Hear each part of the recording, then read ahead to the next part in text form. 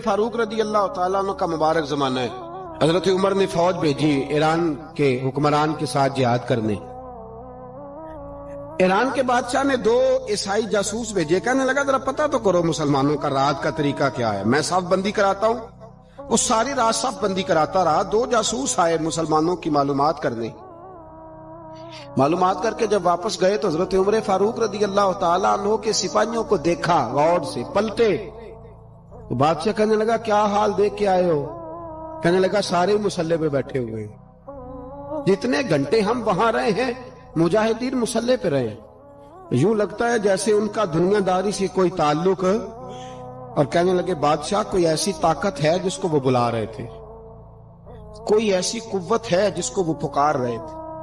हमें भी वहां खड़े होके महसूस होता था कि हाँ कोई है जो आ जाएगा इनकी मदद के लिए, कोई है जो पहुंचेगा इनकी मदद करेगा। ईरान का बादशाह कहने लगा मुझे समझ आ गई है, वो जिस्म की ताकत से ही नहीं लड़ते, वो कोई गैबी ताकत है जिससे वो लड़ते। भाई वो गैबी ताकत भी तो हमारे पास हमने नाराज कर लिया ना, वो भी तो नहीं ना, मस्जिद का रुख भी तो कोई नहीं। और मैंने पिछले जुमे भी कहा था, फिर कहता हूं, वहन हो गया उम्मत को। नबी पाक ने फरमाया उम्मत को वो क्या है, दुनिया से मोहब्बत हो गई है, मौत से कराहत हो गई, वहन है।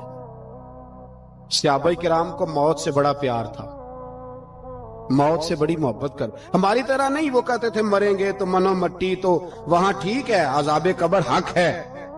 लेकिन मैं कहा करता हूं सालों के बाद जो परदेश से मां के पास आए, मां उसे अजाब नहीं देती, उसका माथा चूमा करती है। और भाई जो रब करीम की बारगाह में जाएगा, तेरा क्या ख्याल है, गल सड़ जाएगा? मदीने वाले हबीब ने फरमाया कब्रुल मोमिन रौज़तुम मिन रियाज़िल जन्ना। फरमाया मेरा मोमिन जब कब्र में जाता है तो अल्लाह जन्नत के सारे दरवाजे खोल देता है, वो तो अल्लाह की रहमत में पहुंचता है। कौन कहता है मोमिन मर गए, वो तो कैद से छूटे अपने घर गए। कौन कहता है कब्र में अजाब है, तो सिर्फ अजाब ही है, हाँ मुजरिम को सजा मिलेगी। लेकिन मोमिन हमेशा जहन्नम में, वो बिलाखिर जन्नत में जाएगा, बिलाखिर जन्नत में जाएगा। और किसी दरवेश ने बात की, वो करके चले गए, पर कमाल ही कर गए। कहने लगे दोज़ख में मैं तो क्या, मेरा साया ना जाएगा, क्योंकि रसूल पाक से देखा ना जाएगा। नबी पाक सैयद आलम अलैहिस्सलाम के गुलाम तो देखो ना, सारी जिंदगी उम्र फारूक बुखारी पढ़ो तो सही, सारी जिंदगी उम्र हर नमाज के बाद कहते थे अल्लाह मरजुकना शहादतन फी सबीलिक, अल्लाह बिस्तरे पे मौत ना देना, मौत मुझे शहादत की देना। हजरत सैयदना मौला अली शेर खुदा करम अल्लाह ताला वजहुल करीम सारी जिंदगी कहते रहे अल्लाह अली ने मैदान में उम्र गुजारी है, इसे शहादत की मौत अता फरमा। ओ भाई ये तो शहादतें मांगने वाले। हजरत इमाम हुसैन मैदान करबला में खड़े थे, शिमर कहने लगा हुसैन तेरी चारों जानी मौत है। तो आप फरमाने लगे तुझे अभी हमारा पता ही नहीं, मौत से तो हमारा प्यार चलता है। और फरमाया ये शहादत तो हमारा पीछा करती है, पहुंच जाती है जहां हम होते हैं, मौत से डरा रहा है। मुसलमान का मरने को दिल नहीं करता, वरना वो इतनी बड़ी कोठी में कौन रहेगा। मरने को दिल इसलिए नहीं करता कि वो जो 6 करोड़ 10 करोड़ डॉलर लूट के रखे, मर गए तो खाएगा कौन।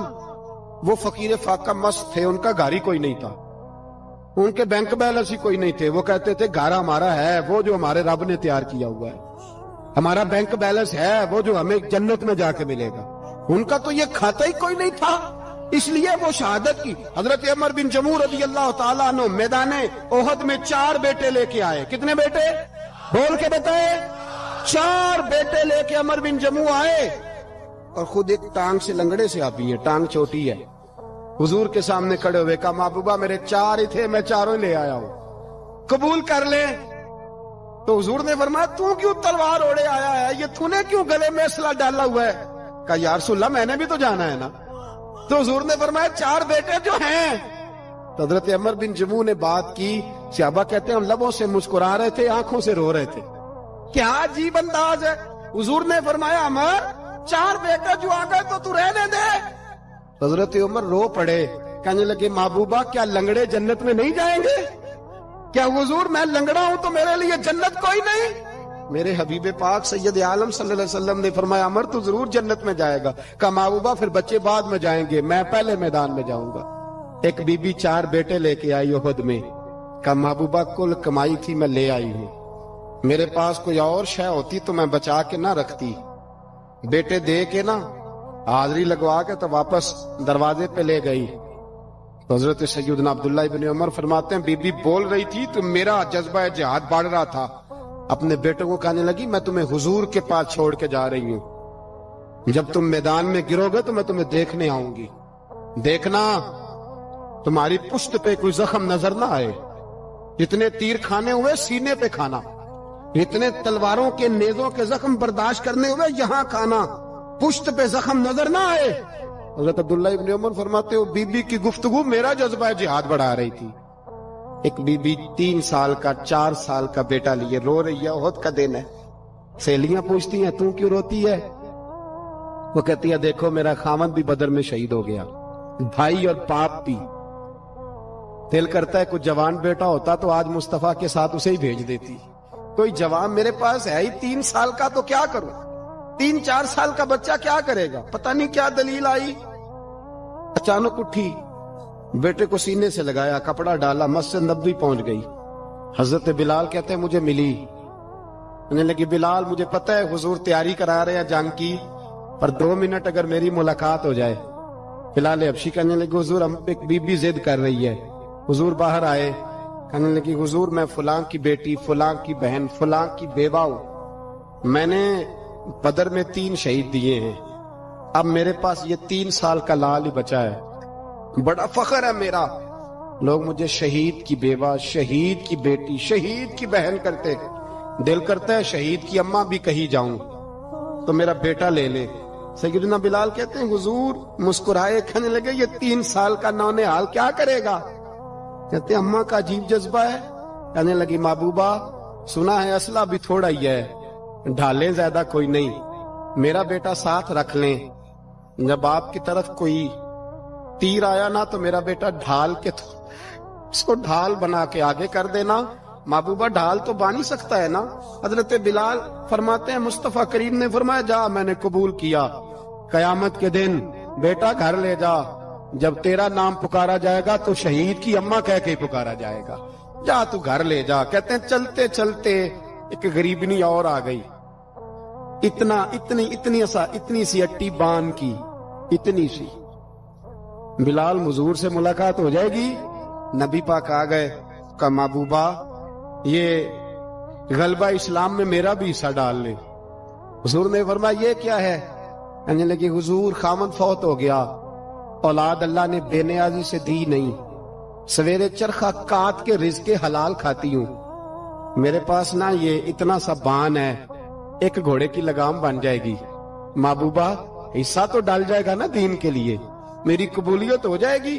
میرے حبیب نے ہاتھ اٹھائے اور دعا مانگی، کہے اللہ جتنا تو میدان کے مجاہدوں کو اجر عطا فرمائے اتنا اس غریبنی کو بھی عطا فرما۔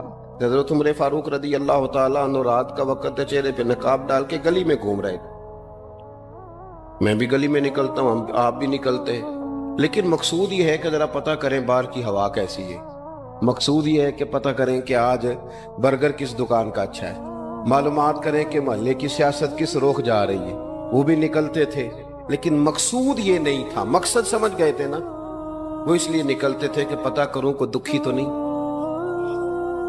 کوئی تکلیف میں تو نہیں، کوئی آزمائش میں تو نہیں۔ دیکھیں نا کام وہی ہے، میں بھی کرتا ہوں، آپ بھی کرتے ہیں، ساری دنیا کرتی، لیکن وہ ایکم احسن عملا، کردار کس کا ستھرا ہے، ذہن کس کا اونچا ہے، ذوق کس کا بڑا ہے۔ زندگی وہ بھی بتا گئے، ہم بھی گزار رہے ہیں، لیکن وہی کمزور باتیں اور وہی روایتی گفتگو اور وہی لب و لہجہ اور وہی دنیا داری کے مخصوص ہی ہماری گفتگو، فلاں کیا کر رہا ہے، کہاں پہنچ گیا، اگر پیسے کسی نے نہیں کمائے تو کہاں نکھٹو ہے تب نہیں کمائے، اور اگر زیادہ کما لیا تو کہنے لگے 1 نمبر طریقے سے تو نہیں کمائے جا سکتے، یہ کوئی غلط رستہ بڑی گفتگو ہے، بس نشستن گفتن برخاستن۔ تو اعلیٰ کام، اعلیٰ کردار ان لوگوں، حضرت عمر گزر رہے تھے تو غلام ساتھ تھا، ایک شخص کو دیکھا کہ مدینے کے باہر خیمہ لگایا ہوا ہے، بھئی خیریت ہے، یہاں خیمہ کو لگایا؟ کہنے لگا امیر المومنین سے ملنے آیا، رات ہو گئی تھی تو سوچا یہیں قیام کر لیتا ہوں، صبح ان سے ملوں گا۔ تو فرمایا اندر کسی کے درد سے کراہنے کی آواز آتی ہے، کہنے لگا میری بیوی ہے، اور بچے کی ولادت کا وقت آ گیا تکلیف میں. حضرت عمر دوڑے گھر گئے, اپنی اہلیہ سے کہنے لگے نیکی کمانے کا ارادہ ہے؟ اس نے کہا ہے. مقصد سمجھ گئے تھے نا وہ لوگ. بالکل ہے. فرمایا جو ضرورت کی چیزیں ولادت کے وقت ہوتی ہیں لے لے. کچھ گھی لے لیا, کچھ چنے لے لیے, کچھ ضرورت کی چیزیں لے لی, خاتون کو ساتھ لیا. یہ خاتون اول کی بات کر رہا ہوں میں خاتون اول کی بات کر رہا ہوں. حضرت فاروق اعظم رضی اللہ تعالیٰ عنہ امیر المومنین ہے.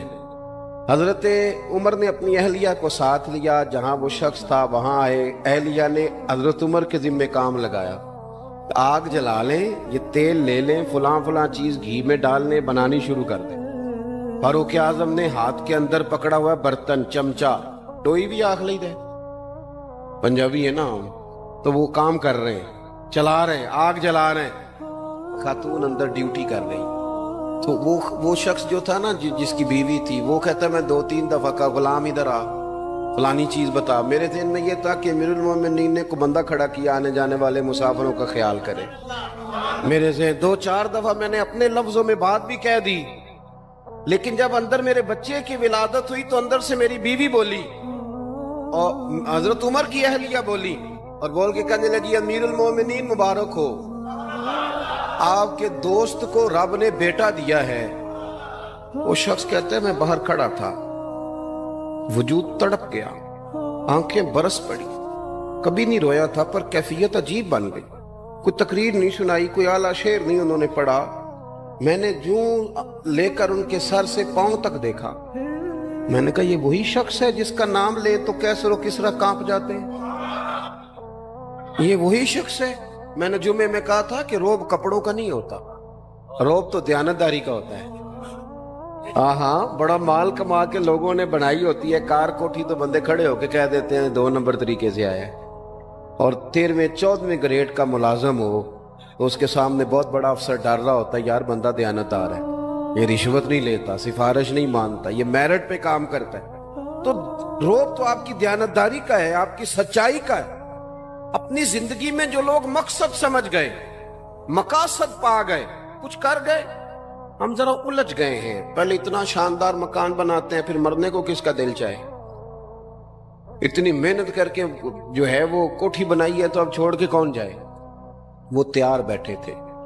انہیں نبی کریم نے کہا تھا کن فی الدنیا کانک غریب نو عابر السبیل, تم نے مسافروں کی طرح رہنا ہے. او میرے بھائی, کبھی دیکھا ہے ایئرپورٹ پہ مسافر لڑتا ہو کہ میں نے یہ جگہ خریدنی ہے؟ اسے پتہ ہے کہ ابھی فلائٹ آنی ہے, میں نے تو چلے جانا ہے. ریلوے اسٹیشن پہ جو جگہ ہوتی ہے وہ خریدنے کے لیے لوگ رٹا نہیں ڈالتے, انہیں پتہ ہے پہلی ٹرین سے چلے جانا ہے. بس سٹاپ پہ جھگڑے نہیں ہوتے کہ یہ کرسی میری ہے, جانا جو ہے مٹی دیں تے مٹی رہنا ہی.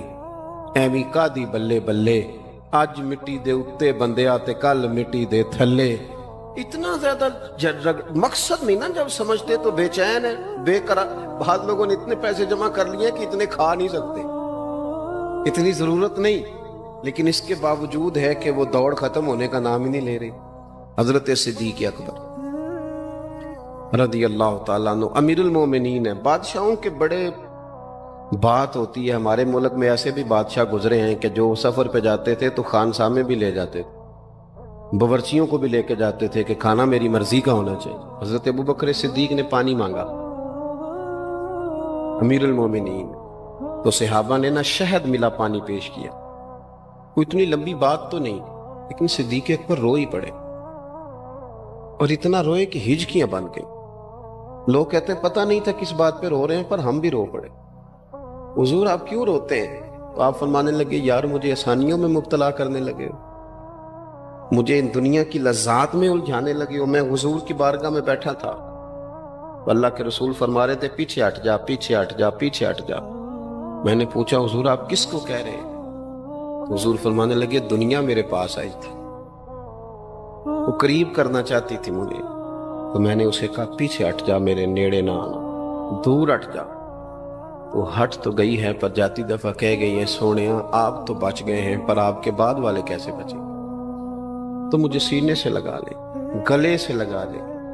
مقصد اپنا سمجھیں, اعمال کا حسن پیدا کریں. اگر انسان کا مقصود مال کمانا ہے تو اگر مال مل گیا تو اس کے بعد پھر کیا کرے گا؟ کسی نے طے کر لیا تھا کہ بہت بڑی گاڑی اور بہت بڑا بنگلہ مجھے چاہیے، تو وہ بنگلہ اسے مل گیا، گاڑی آ گئی، اب تو مقاصد کیونکہ طے نہیں ہوتے، تو جو چیز انسان چھوٹا سا مقصد طے کرتا ہے وہ اسے حاصل ہو جاتا ہے۔ میں نے ملک سے باہر جانا ہے، گھر سیٹ کرنا ہے، ساتھ والا پلاٹ لینا ہے، ہو گیا سارا کچھ، تو اب وہ پھر انسان بے چین ہو جاتا ہے، پریشان رہتا ہے، کہتا ہے سمجھ نہیں آتی مطلب مقصود کیا ہے۔ اللہ تبارک و تعالیٰ نے تو ایک تنکا بے مقصد پیدا نہیں کیا، تو اتنا سونا انسان کیسے بے مقصد پیدا کر؟ تو رب کریم نے ہمیں بتایا کہ مقصد تو تمہارا ہے، مقصد ہے الذی خلق الموت والحیات لیبلوکم ایکم احسن عملا۔ اس نے موت اور حیات اس لیے پیدا کی ہے تاکہ پتہ چلے تم میں اچھے عمل کون کرتا ہے، تم کس قدر زیادہ اپنے رب کی عبادت کرتے ہو، کس قدر زیادہ حسن اخلاق کا مظاہرہ کرتے ہو، کس قدر زیادہ لوگوں کی خدمت کرتے ہو، کس قدر زیادہ تم دین کی تبلیغ میں، اشاعت میں، ابلاغ میں، ترویج میں کردار ادا کرتے ہو۔ با مقصد تمہیں بنایا، با مقصد اچھا ترین عمل تم میں سے کون کرتا، اس لیے موت اور حیات پیدا کی تھی کہ تم نے ستھرے سے ستھرے اعمال، بہتر سے بہتر کردار، اعلیٰ سے اعلیٰ تمہارا انداز زندگی۔ دیکھیں ہم نے لوگوں کے ساتھ مل کے رہنا ہوتا ہے، بہت ساری چیزیں ایسی ہوتی ہیں کہ جو تکلیف کا سامان بنتی ہیں۔ اب انہی لوگوں کے ساتھ اللہ نے ہمیں مل کے رہنے کا حکم دیا، ان کے حقوق ادا کرنے کا حکم دیا، تو ساتھ ساتھ نہ درگزر کا بھی کہا، معافی کا بھی کہا۔ جب انسان معافی کر دینے والا ہو جاتا ہے، درگزر والا ہو جاتا ہے، تو پھر وہ بڑا ہو جاتا ہے، بڑے دل والا ہو جاتا ہے، بڑے حوصلے والا ہو جاتا ہے، بڑے ضرب والا ہو جاتا ہے، اس کی زندگی حسین ہوتی۔ تو یہاں آئے تھے کچھ کام کرنے، وہ جو ہم نے مقصود بنائے تھے نا، مطلب اچھے کپڑے، اچھی دنیا داری، اچھی گاڑی، اچھا موبائل سیٹ، وہ چونکہ مقصود نہیں تھا تو ان چیزوں کے حصول کے باوجود بھی لوگ پریشان ہیں۔ مقصود یہ تھا کہ بہترین عمل، سونا عمل، اعلیٰ ترین عمل میرے رسول پاک صلی اللہ علیہ وسلم کے غلاموں نے نا وہ عمل کر کے دکھایا۔ اعلیٰ ترین مزاج رکھتے تھے اور اعلیٰ ترین خدمت، یعنی لوگ ان کا کردار دیکھ کے نا، کردار اور عمل دیکھ کے، ہم تو لمبی تقریریں کرتے ہیں، باتیں کرتے ہیں، بڑا کچھ بتانا پڑتا ہے، لیکن وہ بس تھوڑا سا نا لوگ ان کے پاس اٹھتے بیٹھتے تھے، آتے جاتے تھے۔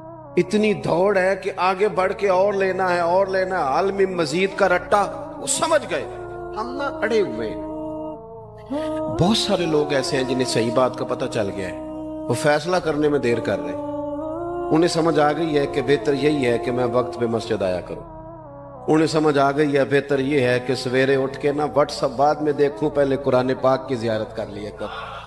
سمجھ انہیں ہے، سمجھ ہے کہ باتیں زیادہ کرنے سے بہتر ہے درود و سلام زیادہ پڑھا جائے، پتہ انہیں ہے، وہ فیصلہ ہی نہیں کر رہے، ارادہ نہیں بنا رہے، توجہ نہیں کر رہے۔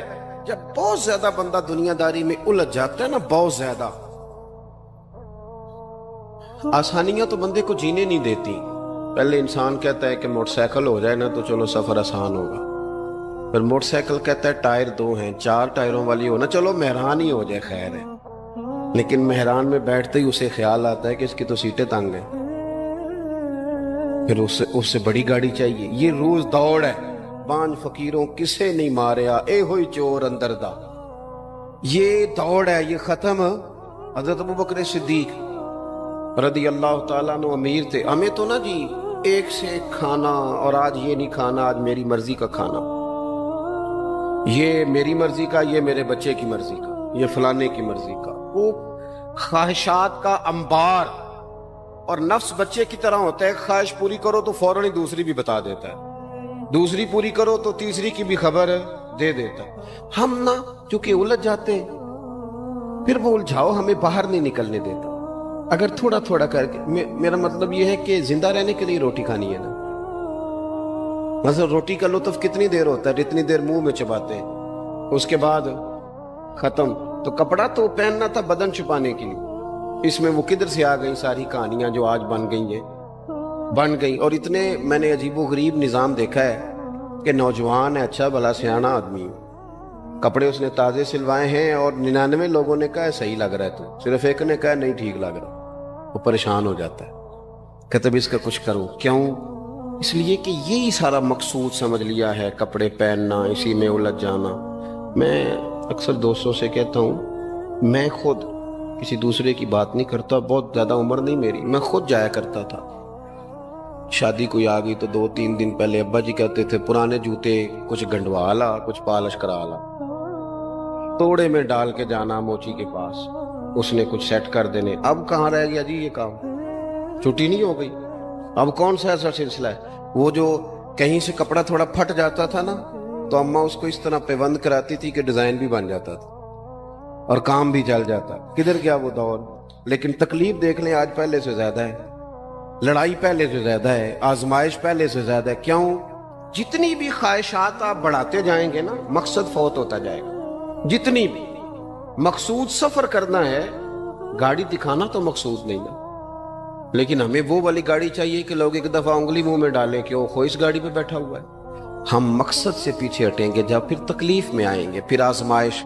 زندگی میں ہم نے جو چیزیں مینج کی ہیں وہ ساری دوسروں کے لیے، ہمارے لیے کوئی شے بھی نہیں. ولیمے پہ گئے تاکہ برادری راضی ہو جائے، تعزیت کے لیے گئے تاکہ محلہ راضی ہو جائے، فلانا کام کیا تاکہ لوگ جو ہیں وہ میرے حق میں ہو جائیں. ساری زندگی دوسروں کے لیے جی کے گزار دی. اور آپ نے 99 نیکیاں کی، ایک خامی آئی تو لوگ تو وہ تھے جو پھر بگڑ گئے. بہتر نہیں بندہ رب کو ہی راضی کرے. واللہ ورسولہ احق ان یرضوہ، اللہ اور اس کے رسول کا زیادہ حق ہے کہ انہیں راضی کیا جائے، ان کا زیادہ حق. اپنی زندگی میں معاملات کو ترتیب دیں، ایک مخصوص ذہن بنائیں. اتنا سویرے قرآن شریف پڑھنا ہے، اتنا درود پاک، اور یہ راز ہو ہمارا اور ہمارے رب کا، یہ راز ہو. اتنی دیر مصلی پہ بیٹھنا ہے. میرے ایک دوست ہے ڈاکٹر صاحب، میں بیٹھا تھا تو وہ ایک شخص کو کہہ رہے تھے تیرے دل میں کچھ باتیں ہیں، نکال دے تاکہ تیری ٹینشن ریلیز ہو جائے، تیری صحت ٹھیک ہو جائے گی. تو بندہ کہہ رہا تھا اچھا ٹھیک ہے ڈاکٹر صاحب. تو میں نے کہا کہ اگر آپ اجازت دیں تو ایک بات میں بھی کر لوں. انہوں نے کہا آپ بھی کر لیں. تو میں نے کہا ڈاکٹر صاحب کچھ دکھ بڑے ذاتی اور نجی ہوتے ہیں، بندہ کسی کے سامنے کہہ ہی نہیں سکتا، بڑے ذاتی قسم کے ہوتے ہیں. وہ آپ کسی کے سامنے جتنا مرضی کوئی قریبی ہو، وہ بندے کی اپنی اندر کی کچھ ایسی تکلیفیں ہوتی ہیں اندر کی. آزم گنڈاں دے وچ گنڈاں 10 کیڑی کیڑی کھولا، بڑے مسئلے ہوتے ہیں، آپ کیسے بیان کر سکتے ہیں؟ سوال ہی نہیں پیدا ہوتا. تو کہنے لگا پیر صاحب حال تو ہوگا نا. میں نے کہا بالکل ہے.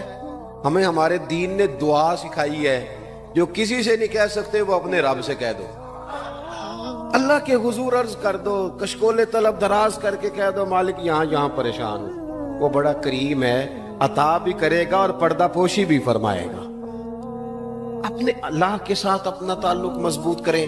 اپنی زندگی میں حسن اعمال کا پیدا کریں، اعمال کا، کہانیوں کا نہیں، باتوں کا نہیں، تصویروں کا نہیں، نئی سے نئی پکچر کا نہیں، اعمال کا. اور خوبصورت ترین طریقہ ہو. دیکھیں نا، مشکل سے بھی تو نماز پڑھنی ہے نا. سویرے ابا بڑے غصے میں تھے تو پھر مجھے اٹھنا ہی پڑا، تو اس طرح بھی تو پڑھنی ہے. تو اگر بندہ ذوق سے اٹھے اور ذرا سونا کر کے وضو کرے اور ذرا صحیح کر کے مصلی بچھائے اور سجدہ کرے تو ذرا ذوق سے کرے. مجھے سوز دے، مجھے ساز دے، مجھے نیم شب کا نیاز دے، دم سجدہ خود کو میں توڑ دوں، مجھے ایسا ذوق نماز دے. اس ذوق کے ساتھ آگے بڑھے. مقاصد جب بندہ سمجھ جاتا ہے نا، مقاصد، پھر اس کے لیے آسانی ہوتی ہے. میں نے عرض کیا تھا زیادہ باتیں نہیں کرنی، مقصود تو ایک پیغام دینا ہے. اب ہم نے جانے والوں کے لیے کیا کرنا ہے؟ ایک تو یہ کہ اپنا مقصد ٹھیک کرنا ہے کہ جو رخصت ہو گئے، اپنے بزرگوں کو نا یاد رکھیں. اصل کام ہے ان کو کھول کے بتائیے. سال کے بعد ختم، بڑی اچھی بات ہے. سسماہی، ششماہی، سیماہی سب ٹھیک ہے، ان کو یاد رکھیں. حضور نہ یاد رکھتے تھے، اپنی والدہ کا ذکر کرتے، اپنے والد کی بات کرتے، اپنے دادا کا ذکر کرتے. اپنے جانے سیدہ خدیجہ الکبریٰ رضی اللہ تعالیٰ عنہ وصال کر گئیں تو حضرت عائشہ کہتی ہیں حضور اکثر گھر میں ان کا ذکر کرتے. اپنے بزرگوں کو یاد رکھیں، ان کا ذکر کریں. ان کو نا والد کے لیے نا والد ہونا شرط ہے، پی ایچ ڈی ہونا شرط نہیں. والد کے لیے والد ہونا شرط ہے، مفتی ہونا شرط. والد ان پڑھ بھی ہو تو بچے کو سمجھانے کا سلیقہ سے اللہ اسے عطا کاری دیتا ہے. ماں بالکل ان پڑھ بھی ہو تو بچوں کو سمجھانے کا طریقہ اللہ اسے ان سے سیکھے. میرے والدہ اور والدہ دونوں اپنا نام نہیں لکھ سکتے تھے، تو میں اپنے دوستوں سے کہتا ہوں مجھے کبھی موقع ملے تو میں کئی جلدوں میں کتاب لکھ سکتا ہوں اپنے ماں باپ. اس لیے کہ وہ جو ہمیں سکھا گئے، جو بتا گئے، وہ انہی کا خاصہ تھا. تو اپنے ایک تو جانے والوں کو یاد رکھیں، دوسرا ان کے لیے دعا کریں تو درد سے کریں، سونی کر کے کریں، صحیح کر کے کریں، اکیلے بیٹھ کے کریں. دعا کا سب سے زیادہ تعلق آپ کے دل کی آواز کے ساتھ ہوتا ہے. اور جس طرز میں حضور نے ہمیں حدیث سکھائی ہے نا، اس رنگ میں کبھی آپ حدیث کو سیکھیں، سمجھے نا. حضور فرماتے ہیں جس طرح دریا میں ڈوبنے والا سہارا تلاش کرتا، دریا میں اسے کتنی کو جلدی ہوتی ہے، غوطے لگ رہے ہوتے ہیں. وہ اس طرح کا نہیں ہوتا کہ میں عصر کی نماز کے بعد پھر آؤں گا تجھے نکالنے، اس طرح تو نہیں نہ ہوتا. دریا میں ڈوبنے والا اس طرح کشتی سہارا تلاش کرتا ہے، حضور فرماتے ہیں اس طرح قبر میں جانے والا دعاؤں کا انتظار کرتا ہے. آپ نے دیر کر دی دعا مانگنے میں، ختم دلانے میں دیر کر دی. خود صبح و شام ہمہ وقت دعا. ابھی آپ آیتیں سن رہے تھے سورہ ابراہیم کی، اللہ نے نماز میں رکھ دی ربنا اغفر لی ولی وللمؤمنین یوم یقوم الحساب. ایک تو نے یاد رکھیں، خوب دعا کریں، اور دوسرا کوشش کریں کہ وہ جو نیکیاں کرتے تھے وہ نیکیاں بھی جاری رہیں. جن لوگوں سے ان کا اچھا تعلق تھا وہ تعلق بھی قائم رہے. یہ بھی کوشش کریں کہ ان کے لیے صدقات و خیرات کریں، اور قیمتی صدقہ دیں. قیمتی، میں بات ختم کرنے لگا ہوں بس. قیمتی صدقہ دیں، قیمتی. 15 تولے سونا گھر میں پڑا ہوتا ہے، قیمتی ہوتا ہے نا. کبھی کسی نے چوک میں بتایا کہ آج 15 تولے سونا میرے گھر میں پڑا ہے؟ بولو نا، لگتا ہے تو 10 چھڑنا ہے. اگر گھر میں 50 لاکھ روپے کیش پڑا ہو تو چوک میں گلی میں آ کے آپ بات کریں کہ گھر میں پیسے پڑے ہیں؟ کیوں؟ کہ وہ قیمتی ہیں، کوئی لے نہ لے. تو یہ جو 5000 مسجد دیکھ کے سارے محلے کو بتاتے ہو، یہ بھی صدقہ تھا، یہ بڑا قیمتی چیز تھی. یہ بتانے والا نہیں تھا، یہ تو نیکی تو قیمتی تھی. قیمتی چیز جو ہوتی ہے وہ تو چھپائی جاتی ہے کہ بتائی جاتی ہے. یہ جو بیٹیاں ہیں نا اسلام کی، مائیں بہنیں، یہ قیمتی ہیں. اس لیے اسلام انہیں کہتا ہے تم گلیوں اور چوکوں میں آنے والی نہیں، قیمتی چیزیں گھر کے اندر رہا کرتی ہو. تم قیمتی چیزیں ہو، تمہارا وجود قیمتی ہے. تم کبھی ماں ہو، کبھی بیٹی ہو، کبھی بہن ہو، کبھی بیوی ہو، قیمتی ہو. اس لیے تمہیں اسلام کہتا ہے کہ گھر کے اندر رہو گی تو تمہاری قیمت رہے گی.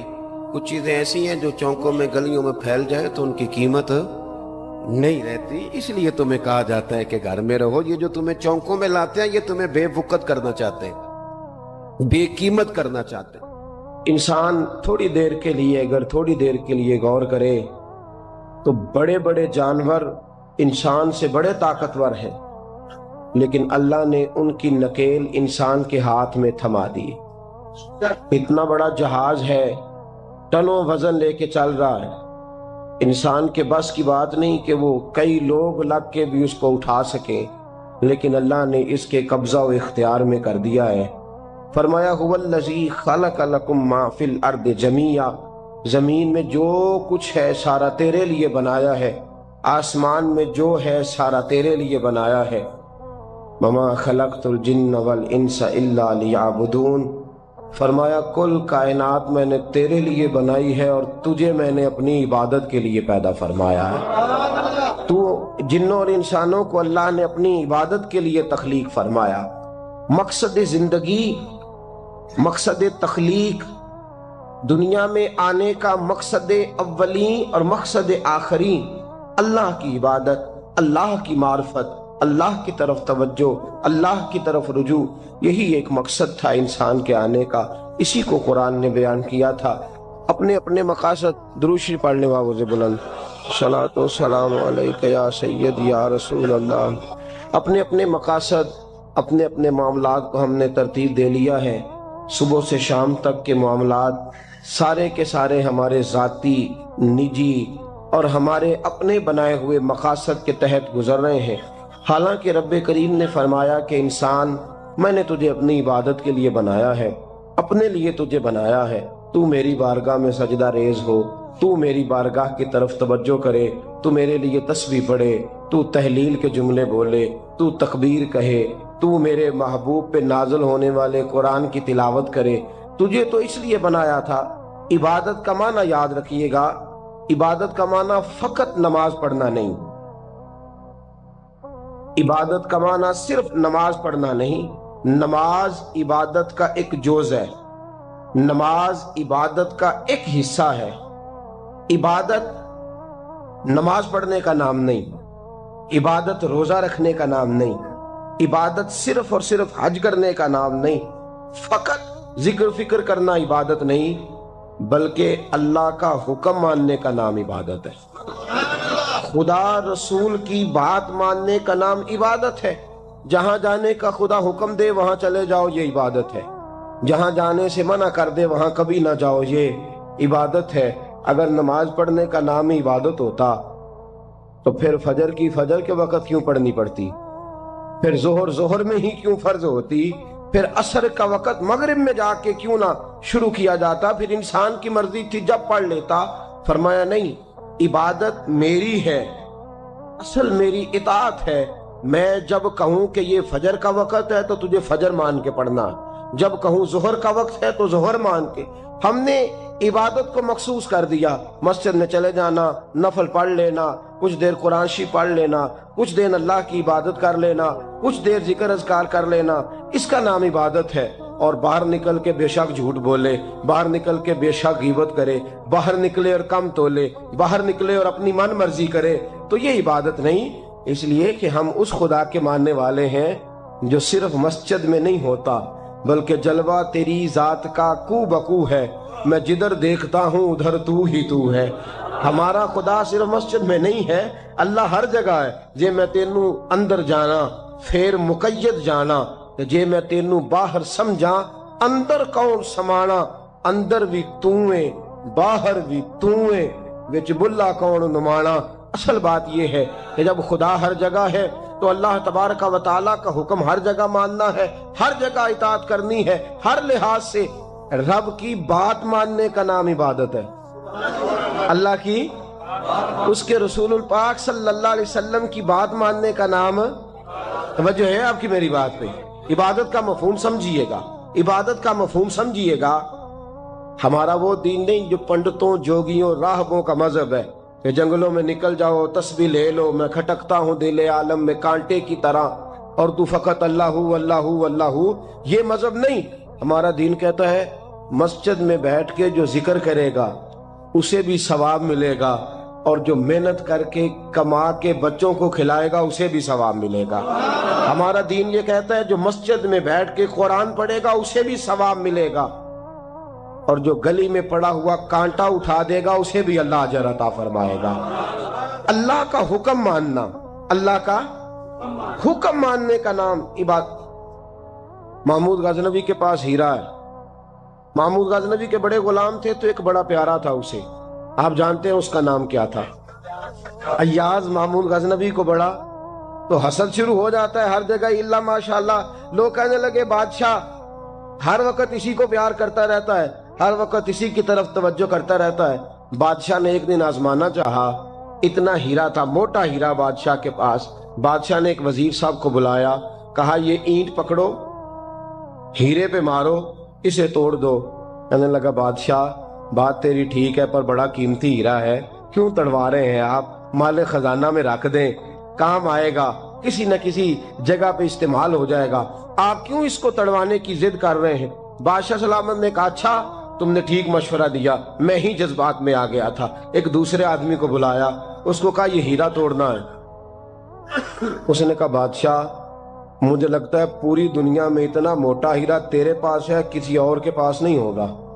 یہ توڑنے کی چیز نہیں، تجوری میں سنبھالنے کی چیز ہے، اسے سنبھال کے رکھ۔ تیسرے کو بلایا، چوتھے کو بلایا، جس کو بھی بلاتا رہا وہ بادشاہ کو سمجھاتا رہا، جس کو بلایا بادشاہ کو سمجھایا۔ ایاز کی باری آئی، کہا ایاز ادھر آ۔ توجہ ہے آپ کی؟ ایاز ادھر آ، یہ ہیرا تو توڑ دے۔ اس نے اینٹ پکڑی، زور سے ماری، ہیرا توڑ دیا۔ بادشاہ کہنے لگا بڑا بیوقوف ہے بھئی تو، یہ سارے میرے خیر خواہ تھے، مجھے سمجھاتے رہے اور تو نے خیال ہی نہیں کیا، میں بیوقوف تھا تو بھی ساتھ ہو گیا، توڑ ہی دیا۔ کہنے لگا بادشاہ غلطی ہو گئی، مجھ سے غلطی ہو گئی، مجھے نہیں توڑنا چاہیے۔ اس نے کہا اچھا چل چھوڑ، ایک بات بتا، تیرے سامنے جو سب مجھے مشورے دے رہے تھے تو نے کیوں نہیں دیا؟ میں نے تجھے کہا توڑ دے۔ کیا لفظ ایاز نے کہے، کمال کر دی۔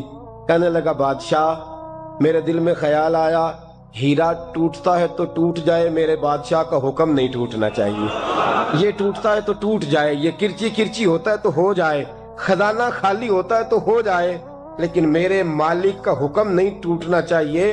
بادشاہ میں ہر چیز توڑ دوں گا پر میں تیرا حکم نہیں توڑ سکتا۔ بس دوستو یہی عبادت ہے، بلا مثال و بلا تشبیہ بات سمجھیے گا۔ جس نے خدا کا حکم توڑ دیا اس نے عبادت نہیں کی، اور جس نے خدا کا حکم اچھا آؤ نماز کے لیے، دکان کا وقت ہے، گاہک بھی زیادہ آ گئے ہیں، رش پڑ گیا ہے، اب تھوڑا وقت مشکل ہو جائے گا، ذرا تھوڑی دیر میں پڑھ لوں گا۔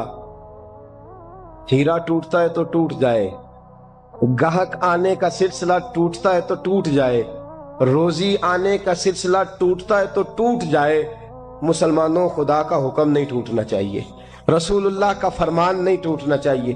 میرے رسول پاک صلی اللہ تعالی علیہ وسلم کا اقبال نے کیا کہا؟ کہنے لگا اے طائر لاہوتی، اس رزق سے موت اچھی جس رزق سے آتی ہو پرواز میں کوتاہی۔ کہا خدا کا حکم نہ توڑ بیٹھنا، اور عبادت بھی جس کو اللہ کہہ دے وہ عبادت ہے۔ ایک بندہ زوال کے وقت نماز پڑھنے کھڑا ہو جائے تو ہو جائے گی، کیوں؟ نماز نہیں پڑھ رہا؟ اچھا میں آپ کو روایت سناتا ہوں، شیر خدا مولا کائنات حضرت علی المرتضی رضی اللہ تعالیٰ عنہ فرماتے رسول پاک صلی اللہ علیہ وسلم نے ہمیں منع فرمایا یا جب عید الفطر کا دن ہو یا عید الاضحیٰ کا دن ہو تو تم نے کیا کرنا ہے؟ فجر کی نماز پڑھنی ہے، اس کے بعد اشراق چاشت نہیں پڑھنی، فجر سے لے کر عید کی نماز تک درمیان میں کوئی نماز نہ پڑھنا۔ جب عید کی نماز ہو چکے پھر تمہیں اجازت ہے جتنے مرضی نفل پڑھو، لیکن فجر سے لے کر عید تک تم کوئی اور نماز نفل درمیان میں نہ پڑھنا۔ حضرت علی المرتضی شیر خدا کا زمانہ ہے، عید کا اعلان ہو گیا، عیدگاہ میں لوگ کٹھے ہو رہے ہیں، ایک شخص دوڑا آیا، اس نے آ کے نماز کی نیت باندھ لی۔ توجہ ہے آپ کی؟ میں نے کہا عبادت ہے خدا کا حکم ماننے کا نام۔ حضرت علی رضی اللہ تعالیٰ عنہ نے نماز کے بعد اس شخص کو بلایا، فرمایا ادھر آ، تجھے نہیں پتا کہ جب تک عید کی نماز نہیں ہوتی کوئی اور نفل نہیں پڑھیں گے؟ کہنے لگا جی میں نے نماز ہی پڑھی ہے، کوئی جرم کیا ہے؟ کوئی نماز پڑھی ہے نا، میں نے سجدہ کیا ہے، کوئی جرم ہے؟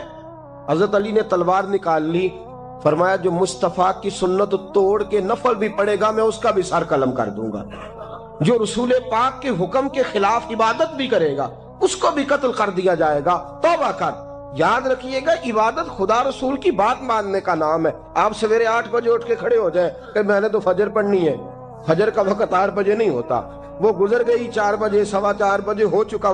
ایک شخص شام 7 بجے کھڑا ہو جائے کہے جی میں تو ظہر کی نماز 7 بجے پڑھا کروں گا، یہ کیسے ممکن ہے؟ اس کا وقت تو 2 بجے کے راؤنڈ اباؤٹ ہے، تجھے اسی وقت ادا کرنی۔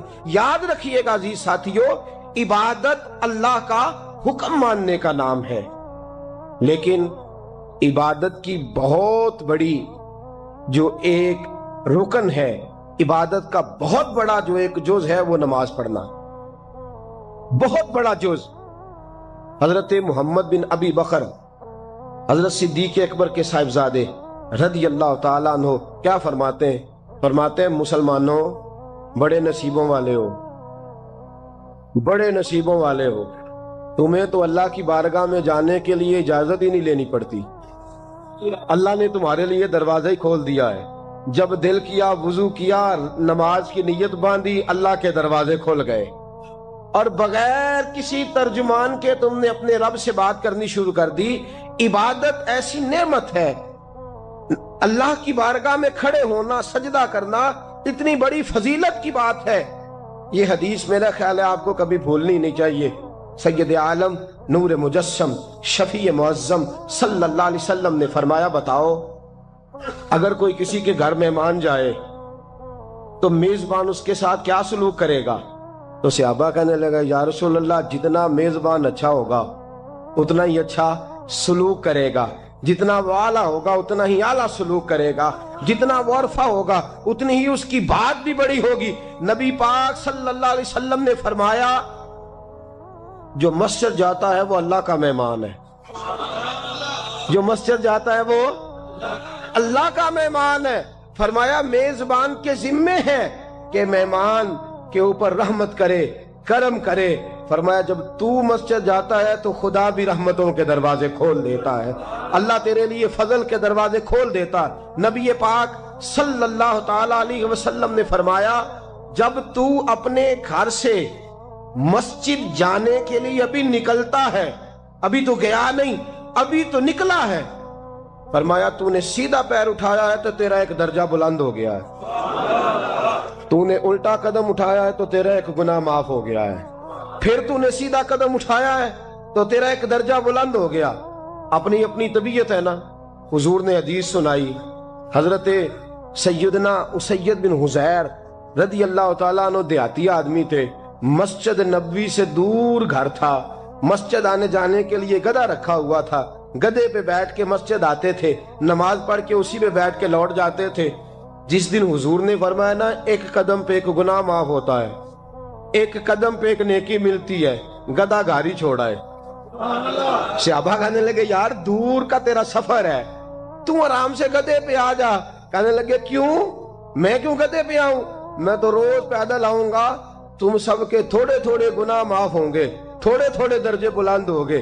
میں نے چونکہ دور سے آنا ہے، اللہ میرے زیادہ گناہ معاف فرمائے گا، میرے زیادہ درجے بلند فرمائے گا، میرے اوپر زیادہ کرم نوازی فرمائے گا۔ جو مسجد کی طرف چل کے آیا ایک ایک قدم پر اللہ اس کے درجے بلند کرے گا، ایک ایک قدم پہ اللہ اس کے گناہ معاف کرے گا۔ قرآن مجید کی طرف ہے، معانی مفاہیم سمجھنے کا ذوق ہو، میرا رب میرے لیے کیا فرماتا ہے پر جان دے۔ یہ سورہ فاتحہ ہے نا، سورہ فاتحہ اللہ کا فضل ہے مسلمانوں کے بچوں بچے ہوا کی بچے بچے کی زبان پر جاری ہو جائے۔ اللہ کے پیارے حبیب صلی اللہ علیہ وسلم نے فرمایا یہ ذرا اس کا مزہ لیجیے گا۔ حضور فرماتے ہیں، رب فرماتا ہے یہ سورہ فاتحہ آدھی میرے بندے کی آدھی میری ہے، آپ کو بھی اس کا ذائقہ لینا ہو، یعنی یہ میرے اور میرے بندے کے درمیان ہے، تقسیم ہے، کیا بلا سورہ ہے، یہ اس کا مزہ لینا آج کے بعد۔ یہ بندے کے درمیان اللہ کے درمیان تقسیم ہے، وہ کریم ہے نا، اپنے فضل سے کہہ رہا ہے تقسیم ہے۔ کیسے؟ بندہ کہتا ہے الحمدللہ رب العالمین الرحمن الرحیم مالک یوم الدین ایاک نعبد و ایاک نستعین، یہ اس نے اپنے رب کی حمد کی، اللہ کی تعریف کی، اللہ سے استعانت کا سوال کیا، اپنی ساری عبادتیں نیاز مندیاں اس کے حضور پیش کر کے نا اب بندہ اپنا حصہ اپنے مالک سے طلب کرتا، کہتا ہے میرے الصراط المستقیم۔ دنیا میں سب سے زیادہ تکلیف میں وہ بندہ ہوتا ہے جو الجھا ہوا ہوتا ہے۔ اب میں ساری باتیں کیسے آپ کو سمجھاؤں گا؟ تو بھائی ساری بندے کے پاس میں اس کے موجود ہو، قد بڑا اونچا ہو، رنگ بڑا پیارا ہو، لیکن اگر اس کے پشت پر کرتے پہ لکھا ہو کسی کو ملے تو فلان ڈریس میں پہنچا، شعور ہی نہ ہو، اس کے پاس ذہنی استعمال بھی نہ ہو، اور اس کے بعد کروڑوں روپیہ پہ ہو تو کس کا ہوگا؟ ہدایت کا نور، شعور کی زندگی اتنی بڑی نعمت ہے۔ میں نے تھوڑی سی دنیا دیکھی ہے کہ ایسی آدمی ہے دنیاوی طور اور کئی ممالک میں بزنس کرتا ہے اور اس کی کمپنی کئی ملکوں میں جانی جاتی ہے،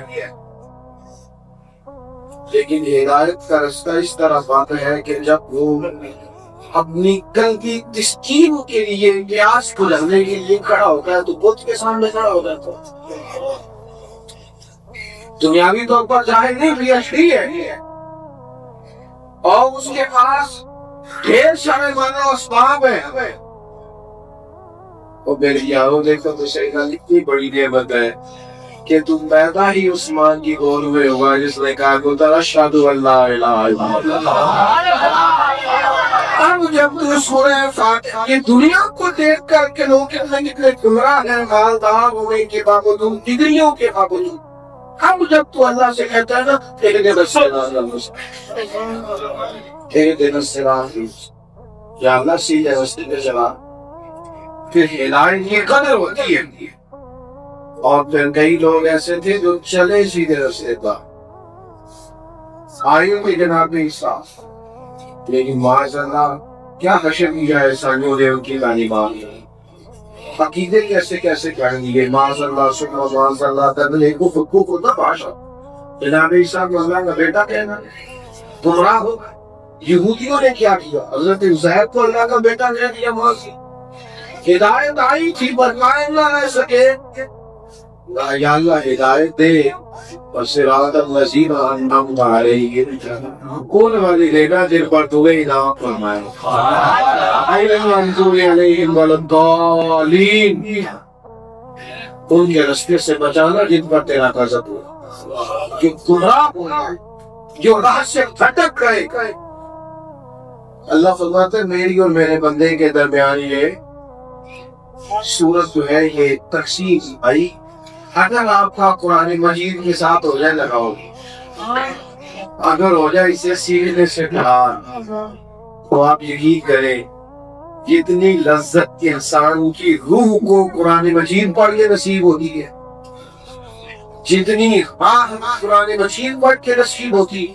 ایک بہت پریشان دوست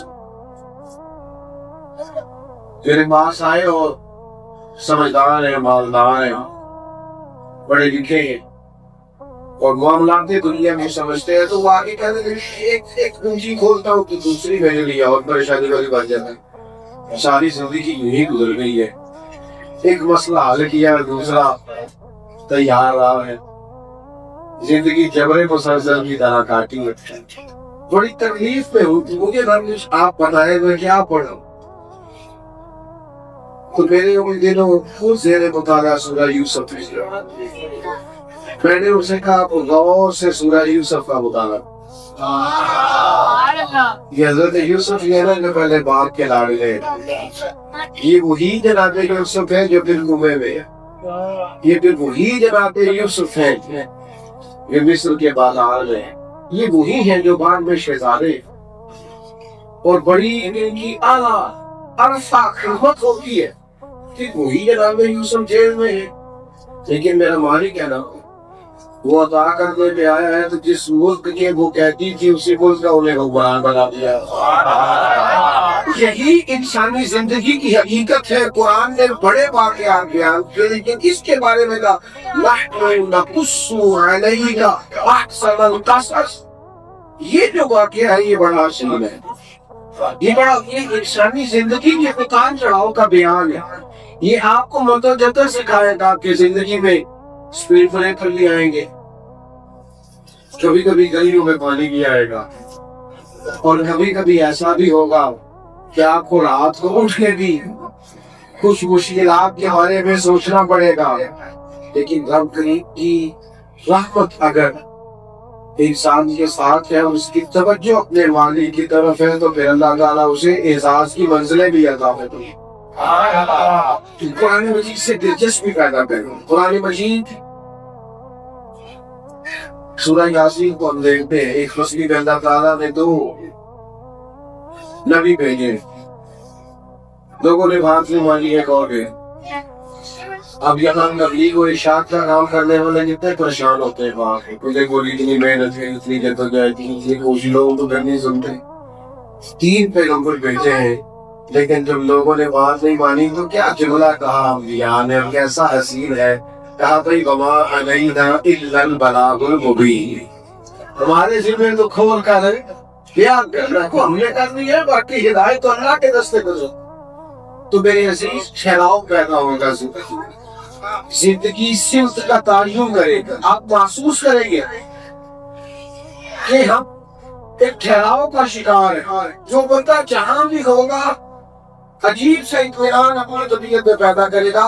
شرط یہ ہے کہ وہ قرآن پاک کا طالب علم. قرآن مجید ہر شخص کو اس کے مقام پر قرار عطا فرمائے گا.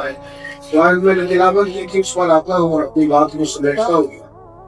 ہمارے ہاتھوں میں اسلام کی جو سب سے بڑی صداقت موجود ہے وہ قرآن مجید، اور ہمارے پاس اس وقت نبی کریم علیہ السلام کا جو سب سے بڑا معجزہ ہمارے ہاتھوں میں موجود ہے وہ بھی قرآن مجید ہے. عرب کے لوگ کہتے تھے آپ اپنے پاس سے آیات بنا چلا. چیلنج دیا قرآن کا، وَإِن كُنتُمْ فِي رَيْبٍ مِّمَّا نَزَّلْنَا عَلَىٰ عَبْدِنَا فَأْتُوا بِسُورَةٍ مِّن مِّثْلِهِ وَادْعُوا شُهَدَاءَكُم مِّن دُونِ اللَّهِ إِن كُنتُمْ صَادِقِينَ. اگر تمہیں اس میں کوئی شک ہے جو ہم نے اپنے بندہ خاص پہ نازل کیا ہے تو اس جیسی ایک آیت تو بنا کے لاؤ. اور ایک بندے کا چیلنج نہیں، سارے کافر اکٹھے ہو گئے، سب اپنے حمایتیوں کو ایک جگہ. لمبی بات نہیں، صرف ایک آیت پوری سمجھ آئی یادوں میں خاص. نوجوانوں سنو، اتنی بڑی دلیل، کیا وہ شعر و ادب سے واقف نہیں تھے؟ کیا اس وقت جو لوگ عرب کے مسئلے والے تھے وہ الفاظ کے غم و درد سے، حروف کے توڑنے اور جوڑنے سے آگاہ نہیں تھے؟ وہ تو دوسروں کو عجمی کہتے تھے، فصاحت و بلاغت کا دعویٰ تھا بہت بڑا. لیکن قرآن مجید کے مقابلے کی ایک آیت آ سکے. بڑی خوبصورت بات لکھی ہے یہاں کی محمد مفتی احمد یار صاحب رحمۃ اللہ علیہ، بڑی کمال. مفتی صاحب رحمۃ اللہ علیہ فرماتے ہیں بندہ جتنی مرضی بڑی چیز بنا لے وہ نہیں بنا سکتا جو آپ نے بنایا. اللہ کی دی ہوئی عقل سے بندے جو مرضی بنا لے وہ نہیں بنا سکتے. جو ٹرین بڑی ہوتی ہے کہ چھوٹی؟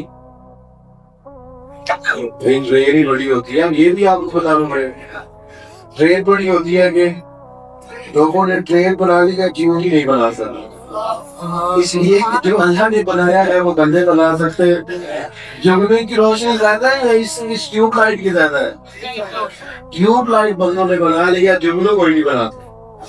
اس لیے کہ جو رب کی تخلیق ہے بندے اس کا مقابلہ کر سکتے اور یہ اس کا مقابلہ کر سکتے وہ اللہ کی شان. تو فرمایا تم ایک آیت لاؤ، لیکن وہ لا سکے یا وہ نہیں لا سکے. خود ہی تو قرآن میں کہہ دیا فَإِن لَمْ تَفْعَلُوا، اگر نہ لا سکے وَلَن تَفْعَلُوا، اور ہرگز لا بھی نہیں سکے. تم لا سکتے بھی چلو ساتھ سے اس کا انجن آدمی اور پتھر ہے، کافروں کے لیے بنائی گئی ہے. تم نہیں مقابلہ کر سکتے قرآن مجید کا. آپ رات کے پڑے دنیا میں علیم کون بنا کرتا ہے؟ سچ بھی پڑے.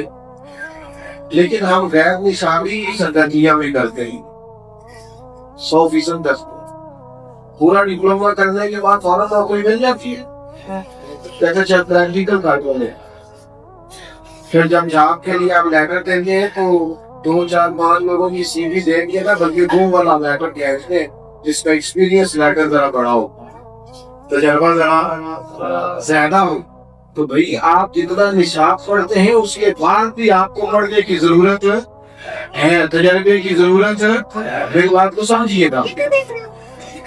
آپ 5 کتابیں بھی لگائے پہلی کلاس سے لے کر 10ویں تک، 50 کتابیں پڑھ لی ہے تو ایک قرآن مجید کیوں نہیں پڑھ سکے؟ اس کے مفاہیم پر غور کیوں نہیں کیا؟ آپ توجہ کریں، آپ غور فرمائیں، سے پڑھیں. کنزل ایمان شریف رکھیں گھر میں، آپ آیات کو دیکھیں، اس بات کی سمجھ نہیں آتی یاد ہے اس کے حساب سے سوچیں کہ اپنے علاقے میں دیوالی کا جانا جہاں سے ہم لوگ وابستہ ہیں وہاں سے اس کی تفصیلات میں صرف تھوڑی مہربانی کریں. پہلے بھی میں نے کہا تھا، پھر کہتا ہوں ہمارے دیسی لوگ بڑے عجیب بہانے کرتے ہیں. بات میری طرح کے کہتے ہیں عمر زیادہ ہو گئی ہے، زبان موٹی ہو گئی ہے، آپ کہاں سیکھیں گے؟ تو میں کہتا ہوں موبائل تو سب نے سیکھ لی ہے. کسی نے نہیں کہا جناب میں واٹس ایپ کیسے کروں گا، ہاتھ ہو گئی ہے. آپ ذرا مجھ سے ہوئیے گا، میں چونکہ کیمروں سے بڑا تانگا رکھتا ہوں، ہر جگہ یہ سواری رہتے ہیں اور جہاں نہیں بھی بننا چاہیے وہاں بھی چھوٹے بچوں سے لے کر ضعیفوں پر بزرگوں تک سب کو فوٹو اپلوڈ کرنی آ رہی ہے نا، سب کو لائکس کمنٹس دیکھنے آ گئے نا میرے بھائی. تو جتنی جدید ٹیکنالوجی آتی ہے ہم ساری استعمال کر لیتے ہیں، ہمیں سمجھ آ جاتی ہے. گھر میں جتنی چیزیں نہیں آئی ہیں وقت کے لحاظ سے وہ ساری لوگوں نے استعمال کرنے سیکھی.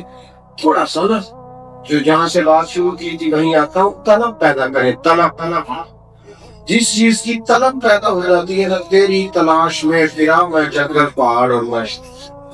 آپ یقین کریں طلب پیدا ہو جائے تو بندہ تھکتا نہیں، طلب پیدا ہو جائے تو رکاوٹ پاس ہی نہیں ہوتی.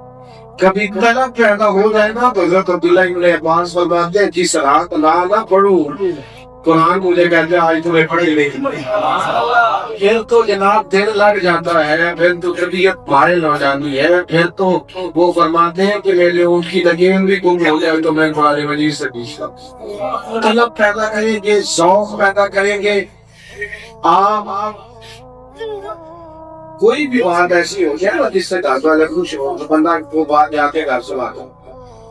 تو بھائی آپ نے جو آیات سیکھی، جو کرنے پر سیکھا، جو جہاں سے کچھ پڑھا، تھوڑا سا کبھی اسے بھی کھول لے گھر کے اندر، تھوڑا سا غور کر لے گا یہ آپ بات کمال ہو گئی ہے. یہ بات یہ پہلی دفعہ میں نے سنی، یہ پہلی دفعہ سمجھ لیا. یہ بھی رنگ ہے طلب پیدا کرے. دین بڑا مزہ، جو دین کے طالب علم ہو جاتے ہیں نا آپ یقین کریں، اور پتہ ساری زندگی طالب علم رہتا ہے.